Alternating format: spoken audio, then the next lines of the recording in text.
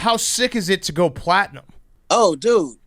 I think, especially when you don't expect to go platinum, that's when it becomes sick, right? So did you not expect to go platinum because you've gone platinum 3 times, right? Right, but you know what's funny though? Every record that I ever put out, like my first album, 1, 2, and 3 all went diamond, right? And diamond is 10 million records sold. When you go diamond, when you do 10 million or more, you go diamond. Then you got gold, which is 500,000, and platinum, which is 1 million.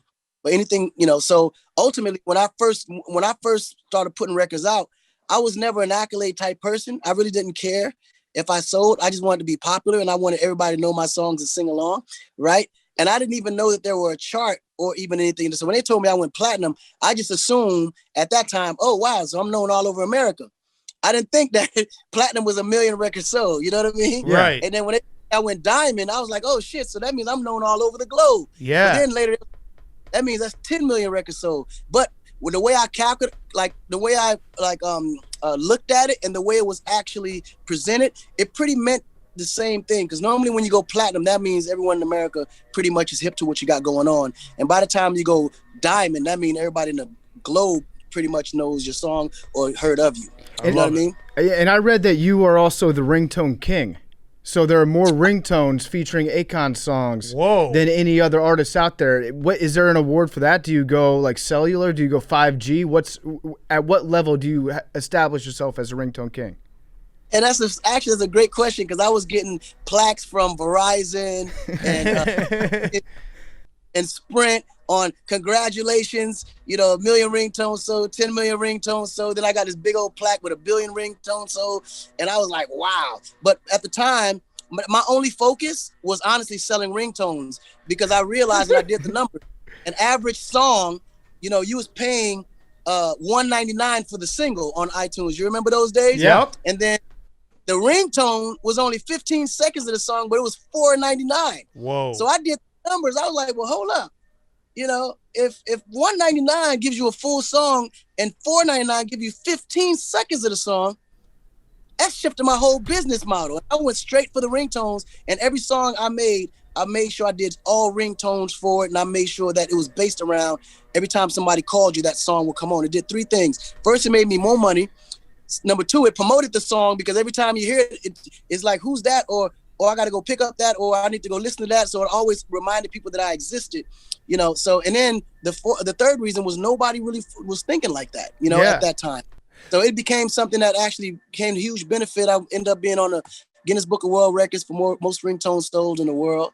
And the good thing that I never gave up my digital rights, I was able to really make more money just from selling ringtones than my label made from selling my albums. That's crazy. So was there ever a song that you wrote, and you're like, you know what, this song's going to sound great in the club or the bar, but it's really going to sound great in someone's Nokia? Like, were you like, we got to make sure, we got to fix this so it really pops on the phones? Right. So now the funny part about it, my first album, when I made those records, I didn't anticipate ringtones, because at that time, ringtones didn't exist. Mm-hmm. But by the time, but what ended up happening on my first album, the biggest ringtone record that was sold was Mr. Lonely. Mm-hmm.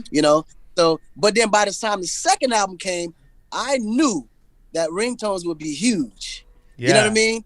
So so the songs that I made on that album specifically was made for, if the phone ring, what would actually sound cool. And one of them was Smack That, and the other one was I Wanna Love You. Mm-hmm. That's amazing. So have you written a song that is like specifically geared towards like this song is about being called on the phone? Ooh. Yes, I actually did that, and I was supposed to do a deal with Samsung for that specific song on all their handhelds, and then that's when the merge happened at Universal, and everything kind of shifted a whole another way, and I couldn't quite make the deal because Universal at the time owned my masters, so I kind of lost that opportunity. But I was already thinking that. Yeah, you mentioned Smack That. Do you ever think that at somewhere in the world, at any given time, 2 strangers are grinding for the first time to smack that? Mm-hmm. Happening. Right now. Right this second. Right this second. Yep. Yeah. Yep. You're making people fall in love right now on the dance floor. Yeah. That's what's up, man. That's what's up. Yeah, it's true. It's happening right now. So I had one last question. It's been awesome, and everyone should listen to Akon's new mixtape, which is out now. make sure you do that. So my last question, it's called Ain't No Peace, by the way. So my last question, it's the ZipRecruiter question. With a seamless experience from start to finish, just like this question, ZipRecruiter takes care of your recruiting. Right now, you can try ZipRecruiter for free at ZipRecruiter.com/take. This is kind of a dumb question. It's the ZipRecruiter question, but it's a dumb question. You were the first solo artist to hold both the number 1 and 2 spots simultaneously on the Billboard Hot 100. Was there ever a moment that you got sick of hearing your own song just constantly played? When you were like, when it was really hot and it was everywhere you went, it was Akon, Akon, Akon. Was there ever a moment like, let's listen to something else? Well, to be honest, I was tired of hearing my voice. Yeah, yeah. You were everywhere, everywhere. It wasn't a station I would turn to, because sometimes I would try to turn to even an AM station to just escape. And even the stations, they would do talk breaks, and then they may have one song that may play within 4 or 5 hours, and it happens to be one of my songs, and I'm like, hey, right. So I was everywhere. That's why it had gotten to the point where I just stopped listening to music altogether, because I would have to hear it everywhere I went, whether I was in a restaurant or a bowling alley, or and then on top of being everywhere to hear myself everywhere, I would have constant tours and shows where I had to also sing it too. Yes. Believe me when I tell you. And then every phone that I was next to, if they had a ringtone, most likely it was one of my songs. So, dude, can you imagine hearing my high-pitched ass voice everywhere I go? So when I took that break and went back to Africa, it was perfect, so it kind of allowed me to kind of reset a little bit. But yeah, to answer your question, I did get tired of hearing myself. Yeah, for sure. That's funny. When they were number 1 and 2 simultaneously, were you rooting for one song over the other to be number 1? Dude, I didn't even know what that meant at the time. I just thought, okay, Smack That went number 1. And oh shit, guess what? I Want to Love You also went number 1.